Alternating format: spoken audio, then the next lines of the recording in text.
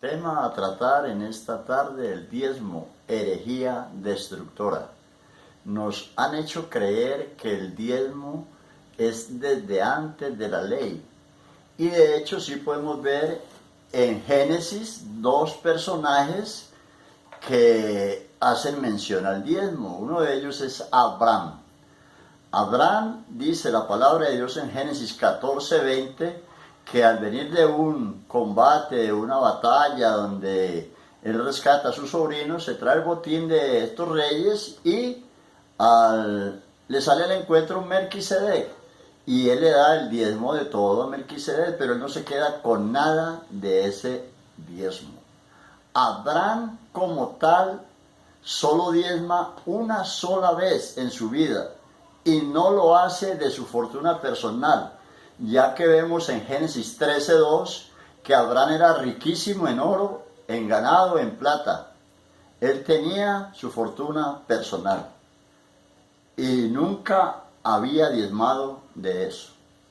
Vemos en Génesis 17:5, 3 capítulos más adelante, cómo Dios cambia el nombre de Abraham en Abraham. Y tampoco registra en ningún momento la palabra de Dios que ya Abraham como tal haya diezmado. Nos hacen referencia también, allí está, y nunca registra la Biblia que Abraham haya diezmado. Nos dice también que Jacob diezmó. Eso también es una falacia, porque Jacob promete dar el diezmo. ¿Por qué? Porque se mueve por vista, mas no por fe.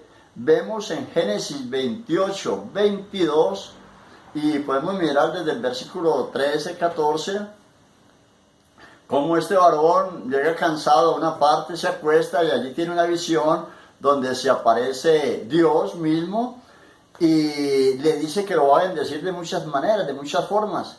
Y este hombre, Jacob, cuando despierta allí, reconoce que lo que había vivido en ese sueño, en esa visión, era de parte de Dios. Y dice allí en el verso 26, dice: ciertamente Jehová está en este lugar y yo no lo sabía. Él promete dar el diezmo de todo si Dios le cumple a él lo que ya Dios le había dicho que le iba a dar. Y nunca registra la palabra de Dios que Jacob haya diezmado. Jacob nunca diezma, hace una promesa de diezmar, pero no lo hace. Esta situación que se presentó allí con Jacob se traslada mucho más adelante al pueblo de Israel, porque miramos en Génesis 32:28 cómo Jacob lucha con un ángel. Dios le cambia el nombre de Jacob por el de Israel, y nos vamos a Malaquías, donde nos damos cuenta de que Dios le llama la atención al pueblo de Israel, pero les dice en Malaquías 3:6: hijos de Jacob, porque yo Jehová no cambio, por esto, hijos de Jacob, no habéis sido consumidos. Jacob nunca diezma, y Dios le recuerda al pueblo de Israel, llamándolos hijos de Jacob, que él no cambia, que él le prometió a Jacob esta serie de bendiciones y él las seguía dando, pero que ellos le han robado en diezmos y ofrendas. Allí vemos claramente que el libro de Malaquías, en Malaquías 1:1, dice: profecía de la palabra de Jehová contra Israel por medio de Malaquías. Pero ahora lo que más impacta es ver cómo desde un púlpito toman Malaquías 3:10 para maldecir la iglesia de Jesucristo, sabiendo que este texto va directamente al pueblo judío, cuando dice: malditos sois con maldición, porque vosotros toda la nación me habéis robado. Está hablándole a la nación judía, toda la nación de Israel. En ningún momento la palabra de Dios hace referencia al pueblo gentil, a la iglesia de Cristo. Esto es algo bien impactante, porque Cristo dice en Gálatas 3:13, Cristo nos redimió de la maldición de la ley, hecho por nosotros maldición, porque está escrito, maldito todo el que es colgado en un madero. La Biblia dice que la Escritura todo lo cobijó bajo maldición. Miramos en el mismo Gálatas 3:10 donde dice, porque todos los que dependen de las obras de la ley están bajo maldición. Porque está escrito, maldito todo el que no permaneciere en todas las cosas escritas en el libro de la ley para hacerlas. Cristo nos redimió de esa maldición, hermanos. Y los líderes de estas congregaciones nos han involucrado en la maldición de la ley, haciéndonos creer o haciéndole creer a la iglesia que al diezmar van a ser bendecidos. Y por el contrario, lo están llevando a vivir bajo una maldición. Lo que quiero dejar claro es esto, hermanos.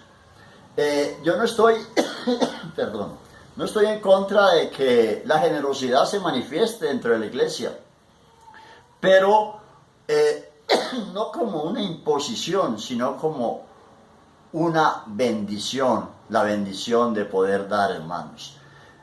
Hasta ahí al libro de Malaquías, pero vemos en el Nuevo Testamento que solo hay 9 citas donde se hace referencia al diezmo, y en ninguna de ellas se hace referencia a que la iglesia debe de involucrarse en el diezmo. Vemos en Mateo 23 cómo Jesús le llama la atención a los escribas y fariseos y les llama hipócritas, porque diezman la menta, el eneldo y el comino y dejan pasar lo más importante de la ley, la justicia, la misericordia y la fe. Vemos también en Lucas 11:42 y en Lucas 18:12. Para aquellos que dicen que Jesús habló del diezmo, tienen razón, pero no se lo está diciendo a la iglesia, se lo está diciendo a un pueblo judío, a los líderes judíos que estaban en la obligación de diezmar, porque eran parte de las 613 leyes que Dios trajo a través de Moisés a su pueblo. ¿Sigo?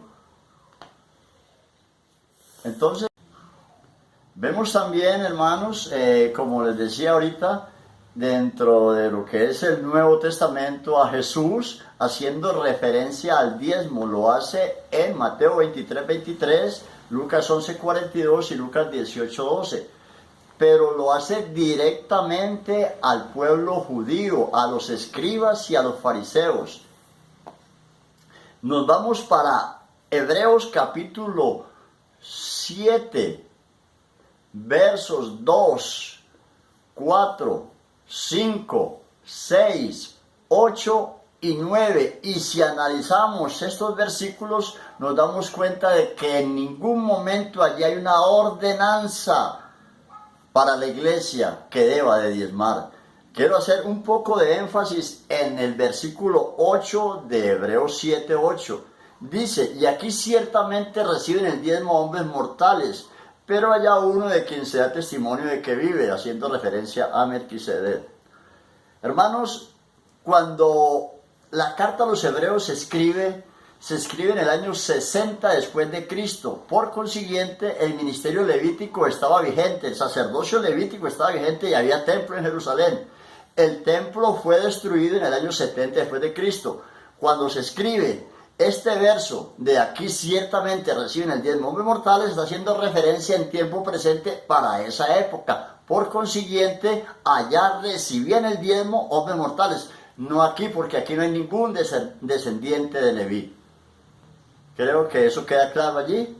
Y entonces, pues podríamos hablar mucho más acerca del diezmo, hermanos, porque el apóstol Pablo, antes de ser Pablo, de ser mudado su nombre de Saulo en Pablo, este varón perseguía a la iglesia y era un fariseo de fariseos, porque él mismo lo dice en la palabra. Pero cuando tiene ese encuentro personal con el Señor, él jamás menciona en ninguno de sus escritos a la iglesia como una imposición el que deba de diezmar.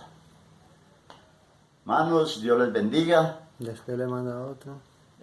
Más adelante podría mandar algo diferente. Lo que sucede es que en mi celular no tiene espacio. Es un cacharrito allí que tengo.